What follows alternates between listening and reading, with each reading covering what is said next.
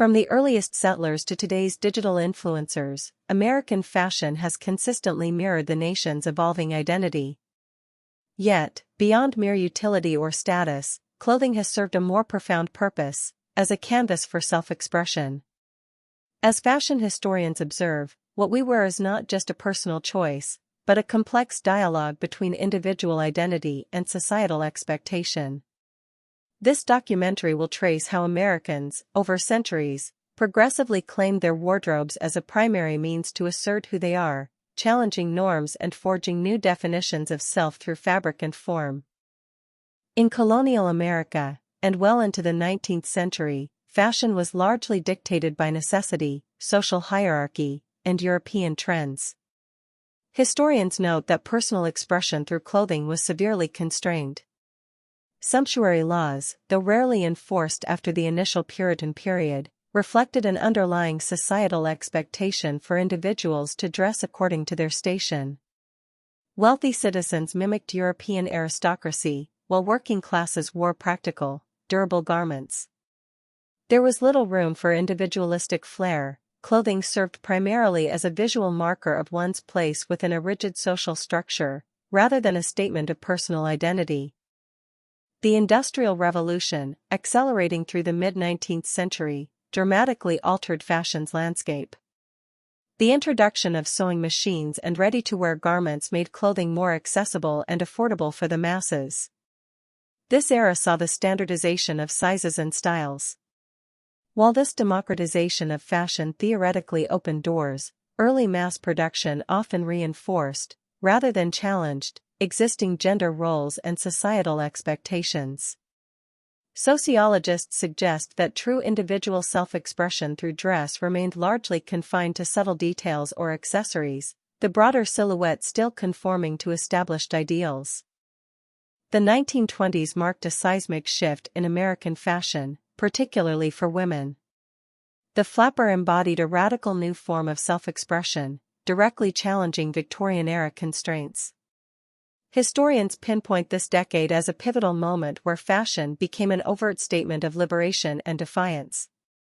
Bobbed hair, shorter hemlines, dropped waists, and relaxed silhouettes were not just trends, they were visual declarations of newfound independence. This was clothing designed for movement, for dancing, and for a life beyond the domestic sphere. It represented a deliberate break from the past, enabling women to project a modern, assertive identity.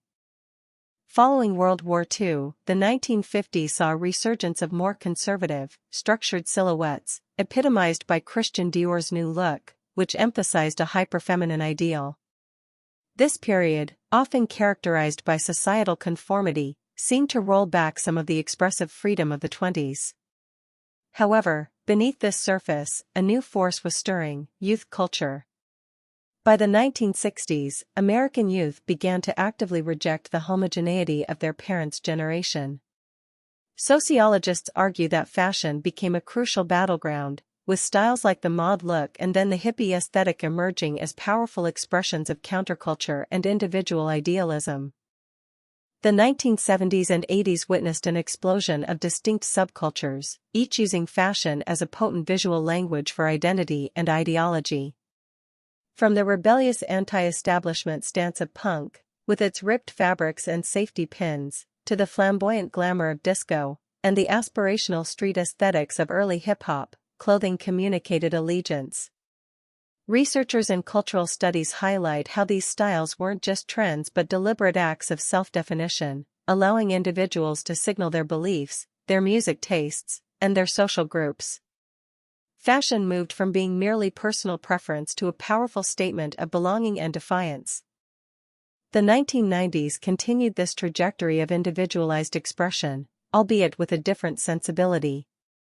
Grunge, emerging from the Pacific Northwest, rejected overt glamour for an understated, often disheveled aesthetic, challenging consumerism itself.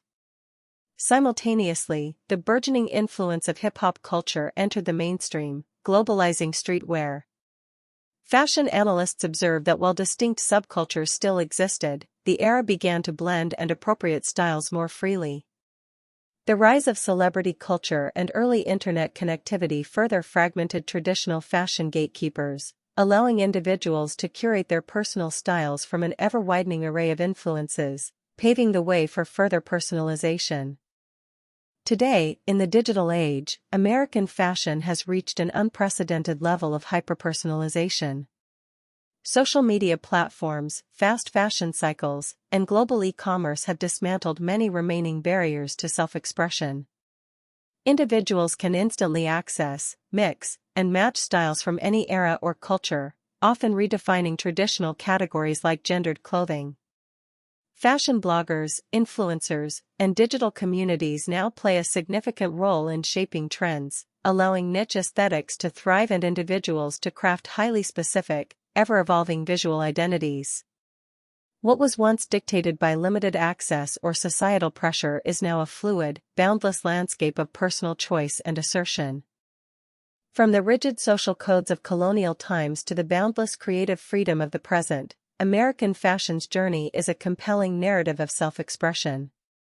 It reveals a continuous, evolving dialogue between the individual's desire for identity and the shifting currents of society. What began as a tool for conformity has transformed into a dynamic canvas, demonstrating how the simple act of choosing what to wear can profoundly reflect who we are, where we come from, and where we aspire to go. The story of American fashion remains an unfolding testament to the enduring human need to articulate the self.